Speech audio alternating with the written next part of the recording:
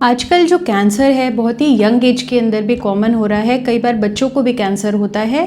तो इन सारे पेशेंट्स के अंदर एक रिस्क होता है इनफर्टिलिटी का बिकॉज ऑफ कैंसर या बिकॉज ऑफ कैंसर की जो थेरेपीज़ होती हैं उनकी वजह से।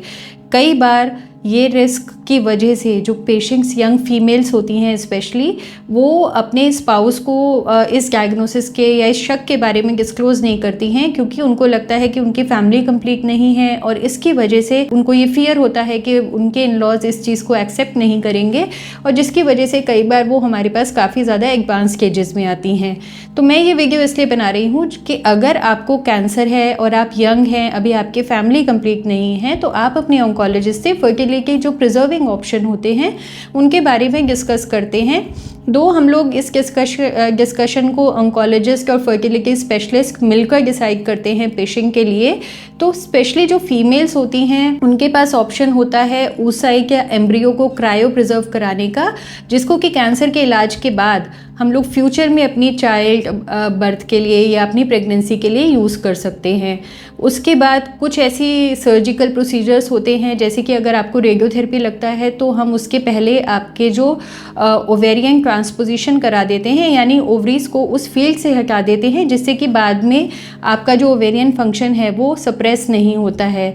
उसके बाद गोनेडल शील्डिंग होती है। आप अपने डॉक्टर से इसके बारे में डिस्कस कर सकते हैं अगर आपका रेडियोथेरेपी लगना है।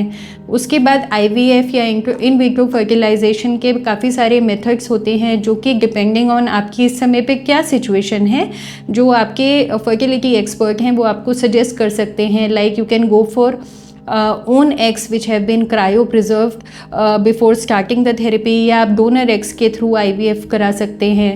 इफ़ सपोज़ आपको यूट्रस का कैंसर है या सर्वाइकल कैंसर है और उसकी थेरेपी की वजह से यूट्रस आपका डिसफंक्शनल हो जाएगा और आप चाइल्ड बियरिंग कर ही नहीं पाएंगी, तो उस केस के अंदर सरोगेसी एंड एडॉप्शन के ऑप्शंस भी आप अपने ऑन्कोलॉजिस्ट से डिस्कस कर सकते हैं। मेल्स के अंदर अगर आप यंग हैं तो आप अपनी थेरेपी को स्टार्ट कराने के पहले स्पर्म्स को प्रिजर्व करा सकते हैं, so that sperms can be use later on for IVF procedures.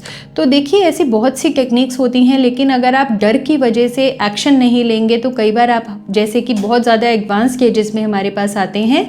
तो इस वीडियो को आप ऐसे लोगों से शेयर करना ना भूलें जो इस समय सिमिलर सिचुएशन के अंदर हैं and because of fear of infertility they are not able to take any action.